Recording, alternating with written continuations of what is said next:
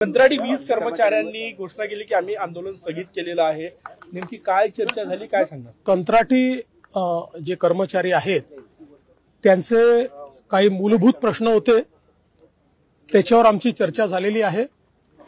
त्यातले त्यांचे काही प्रश्न जे आहेत ते अत्यंत जेन्युइन आहेत की जे निश्चितपणे सोडवले गेले पाहिजेत. ज्याच्यामध्ये विशेषतः इतके वर्ष ते काम करतायत, पण त्यांना जेव्हा नियमित भरती निघते त्यावेळी त्यांना अप्लाय करता येत नाही, कारण वयाची अट त्यांच्याकरता शिथिल झालेली नाही. त्यानंतर त्यांना त्या ठिकाणी काही ऍडिशनल मार्क दिले तर त्यांना या स्पर्धेमध्ये टिकता येईल. त्यामुळे त्या संदर्भातले काही विषय आहेत. या व्यतिरिक्त काही त्यांच्या फायनान्शियल डिमांड्स देखील त्या ठिकाणी आहेत. एक विशेष महत्वाची त्यांची जी मागणी आहे की कंत्राटदार जे आहेत ते शोषण करतात, नियमित आणि त्यांना जेवढं वेतन देय आहे ते वेतन त्यांना मिळत नाही आणि म्हणून थेट त्यांच्या खात्यामध्ये ते वेतन गेलं पाहिजे.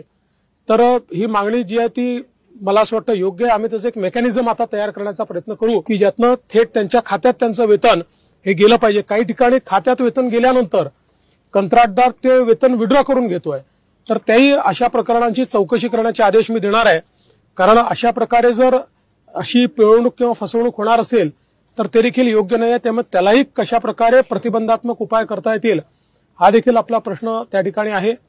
काही त्यांच्या ज्या फायनान्शियल डिमांड्स आहेत, एक मी आमची त्यांना अडचण समजावून सांगितली की आम्ही 2019 साली जी काही वाढ दिली होती ती सगळीच्या सगळी वाढ ही एमईआरसीने डिसअलाव केली आणि ती डिसअलाव केल्यामुळे आता त्याचा भार जो आहे तो पूर्णपणे कंपन्यांवर पडलेला आहे आणि त्याची वसुली कंपन्यांना करता येत नाही.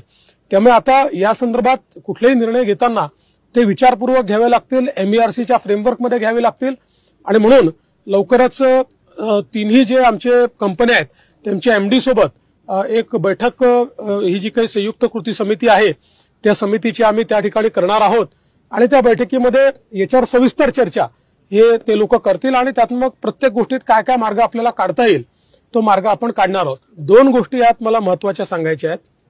एक की कंत्राटी कामगार जे आहेत यांच्याबद्दल शासनाचा अप्रोच हा संवेदनशीलतेचा असणार आहे, कारण शेवटी ही आपलीच मुलं आहेत आणि त्यांना देखील बऱ्याच हार्डशिपला पुढे जावं लागतं. त्यामुळे त्यांचे काही इन्शुरन्सचे विषय आहेत, काही त्यांचे मेडिक्लेमचे विषय आहेत. टप्प्याटप्प्यानं या विषयात कसा आपल्याला मार्ग काढता येईल हाही प्रयत्न आम्ही निश्चितपणे त्या ठिकाणी करणार आहोत. त्याचवेळी मी एक गोष्ट मात्र निक्षून सांगितलेली आहे की इनडिसिप्लिन, अनुशासनहीनता ही कुठल्याही परिस्थितीत सहन केली जाणार नाही.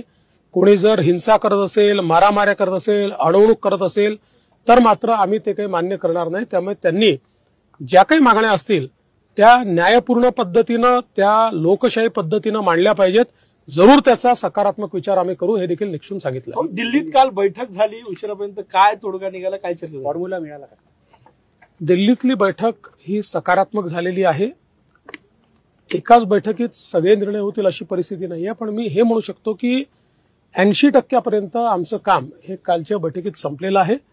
20% जे आमचे आता म्हणजे बसलो जरी नसलो तरी आपापसात फोनवर चर्चा चालली आहे. ज्या काही थोडे बहुत आमचे विषय राहिले आहेत, मला विश्वास आहे आम्ही लवकरच हे पूर्ण करू शकतो. राज ठाकरे म्हणाले दुसऱ्याची पोरं सध्या खांद्यावर खेळवले जाण्याचा प्रकार सध्या महाराष्ट्रात सुरू आहे, अशा पद्धतीचं. हो, बाळा नांदेवकरांनी हे पण म्हटलेलं आहे की जर काही चांगलं होणार असेल तर भाजपसोबत जायला काय हरकत नाही. असं आहे की या संदर्भातली आमची भूमिका ही आम्ही यापूर्वी देखील सांगितलेली आहे की आता मनसेने जी काही व्यापक भूमिका घेतलेली आहे ती भूमिका आमच्या विचाराशी विसंगत नाही आहे. त्याच्यामुळे कसं आहे की आधी क्षेत्रीय अस्मिता जी आहे ती आम्हाला मान्यच आहे. महाराष्ट्रात राहून मराठी माणसाबद्दल बोलणं हे योग्यच आहे, ते केलंच पाहिजे. मराठी माणसाचे सगळे अधिकार प्रोटेक्ट केलेच पाहिजे, पण त्याचसोबत एक व्यापक भूमिका देखील असली पाहिजे. एक्सक्लुजनची भूमिका असू नये असं आमचं मत होतं. आणि मराठी माणसाच्या हक्कांसोबत आज एक हिंदुत्वाची भूमिका ही त्या ठिकाणी मनसेने घेतली आहे. त्यामुळे त्यांच्या आणि आमच्या भूमिकेत फारसं अंतर राहिलेलं नाहीये. बाकी मग निवडणुकीत काय करायचं आहे वगैरे याच्यावरून इन्फरन्सेस काढता येणार नाही. या गोष्टी चर्चेच्या असतात, तपशिलाच्या असतात. त्यामुळे योग्य वेळी योग्य निर्णय होऊ शकतात. देवेंद्रजी म्हणजे तुम्ही कारवाई झाली तर टीका होत आहे. मला काय माहिती, माझा काय संबंध आहे? तिघ जणांसोबत आता चौथा बीड येणार मनसे तुम्ही जे संकेत देता त्यावरून नाही, मी कुठलेच संकेत तुम्हाला दिलेला नाही. तुमचे डोके क्लिअर केले आहेत मी. तुम्ही जे अंदाज 25 आलवता त्याबद्दल तुम्हाला मी काय फॅक्ट आहे हे एवढं सांगितलेलं आहे. जाहीर होण्याची कधीपर्यंत जाहीर होण्याची शक्यता किती दिवस तरी अंदाजे? आचारसंहिता लागायच्या आधी व्हायला पाहिजे. प्रकाश आंबेडकरांनी काँग्रेसवरही टीका केली आहे. त्यांनी म्हटलं की काँग्रेसचे नेते सुभारीबाज आहे आणि भाजपवरही टीका केली आहे. साहेब आंबेडकर साहेब कोणाबद्दल काय बोलतात, कधी बोलतात या संदर्भात मी काय सांगू. मी एवढंच सांगतो की आमच्या शुभेच्छा आहेत. कल जो बैठक हुई दिल्ली में, क्या चर्चा हुई, क्या निर्णय हुआ? देखिए, कल जो बैठक हमारी हुई है इसमें बहुत सकारात्मक चर्चा हुई है. मैं ऐसा कह सकता हूं कि 80% तक सारे मसले हमारे हल हुए हैं. हाँ, 20% अभी बाकी है जिस पर हमारी बातचीत चल रही है, लेकिन मेरा विश्वास है कि वो मसले भी हम हल करेंगे और एक अच्छा अलायंस हम लोग तैयार करेंगे.